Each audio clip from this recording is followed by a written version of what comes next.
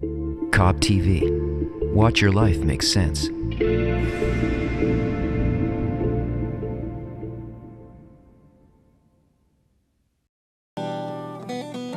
Life is hard sometimes. It's alright. Focus on the puzzle, 3D black hole, drain pipe, lemming mirror. One stolen breath adds on to the next. Let it all come flowing in and breathe your final breath. You're not the same. What's left remains a silent mystery.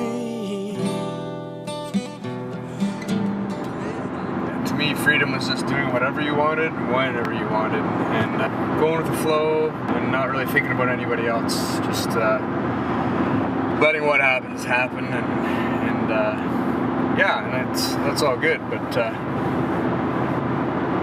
you don't realize that you're just kind of going where the wind pushes you when you do that, eh? So you don't really have, you're not making a free choice necessarily. I don't think. Tyler English is my name. I was born in a small town in Ontario, Canada. Yeah, now we're in a place called Port Elgin.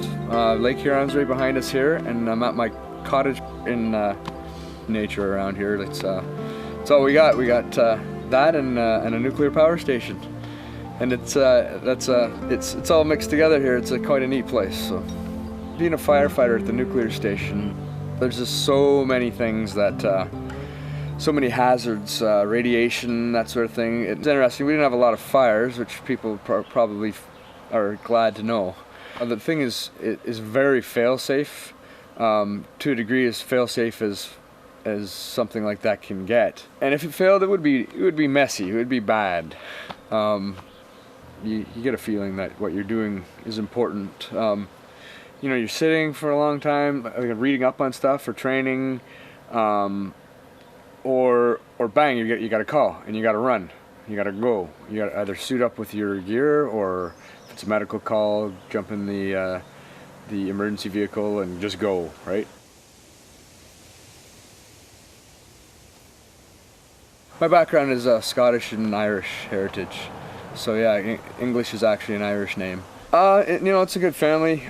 It's spread out a lot because my parents divorced when I was 4. They split amicably, but it left a big empty place in me. I just remember maybe 1 or 2 fights, and then they just went and signed the papers, same lawyer and everything, and they agreed that they weren't meant for each other. I knew there was something wrong, and I missed, I knew I didn't have the normal family unit growing up, that sort of thing. So, but yeah, it just made me who I am. I guess it pushed me to be something different, maybe. I was fascinated by nature for sure, animals, reptiles, that sort of thing. Used to catch snakes, turtles, mice, you name it. Mom loved it. Used to bring them home to Mom. I was not afraid of nature, really, in any way, even though I probably should have been at some times. We would find ourselves wading hip deep into ponds where we didn't know what was on the bottom, catch snapping turtles and things like that. We knew to grab them from behind because their necks reach halfway around their shells and that sort of thing. I feel at home in nature, I think, really.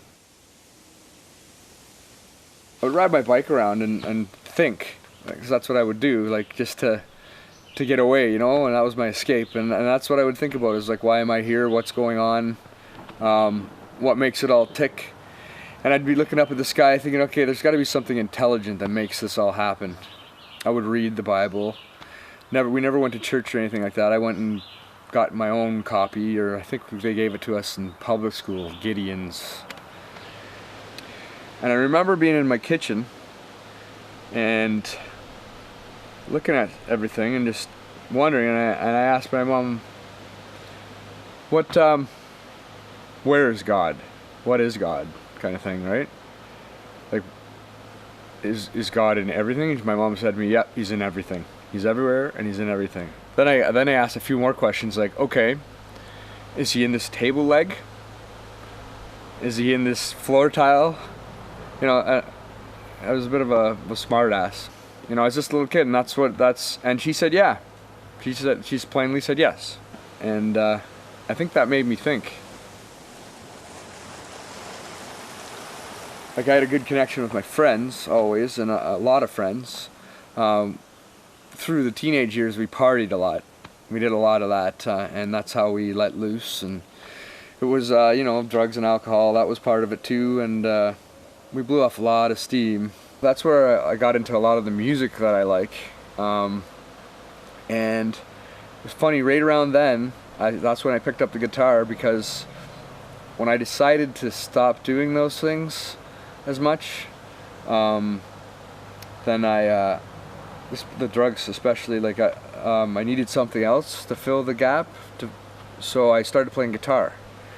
And it was about 19, and I found that when I wasn't doing those things as much, those friends kind of just went away. They just disappeared, and I thought they were really good friends, and they really weren't about the friendship as much as just I don't know, lowest common denominator.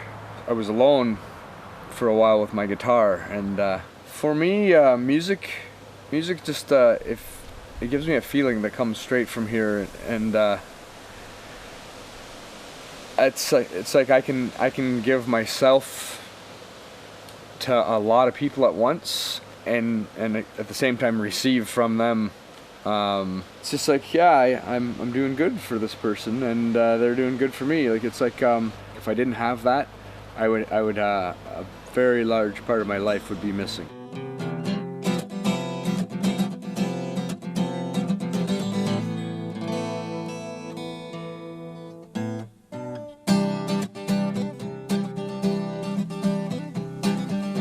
I was probably looking for a connection to something bigger than us, and just and peace, I guess, inner peace maybe. I studied Shaolin Kung Fu for a while, maybe 2 years or so. Karate, those sort of things. I did Tai Chi for a while. I learned a lot of meditation, things like that. I didn't really come to a full experience of whatever it is that makes things tick. I think when I found Kabbalah, and the more I thought about it and processed all these things, it just really helped me feel a connection to things more. Actually feel it, of a connection to everything. And it's not something you can tell somebody about, like, in words. But you start to understand the language of your existence, what it's trying to say to you. And the more you can hold on to that, I think the better, more control you have in your own world, you know? I don't know, like when I'm out in nature, there's something else there you feel that it's not really right in front of your face, that's inside of you, and you're part of it and it's part of you. And to me, I think that's the creator. The creator is like a force. It's like a pressure. It's what makes everything grow. It's what makes everything what it is. Makes everything be.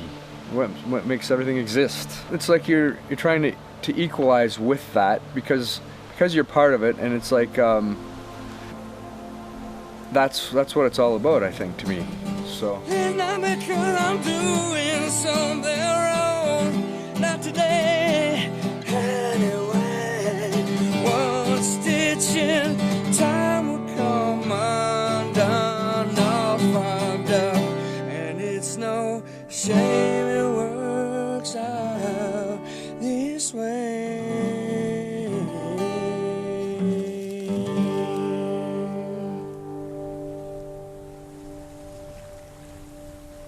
This power is everywhere. It's in everything. It permeates everything. It's It's inside of us. Everything we see is like actually inside of us. It's our perception of what's going on, but it's manufactured inside us, right? Well, you look at everything different because you have this knowledge that it's not what it seems to be, right? So you start looking at the entire world in a different way, and feelings start to creep in that you can't really describe. You start to sense things like that, you know, and how it works, and how the system kind of works, you know. It doesn't kind of work, it does. It works perfectly, you know, the way it's supposed to.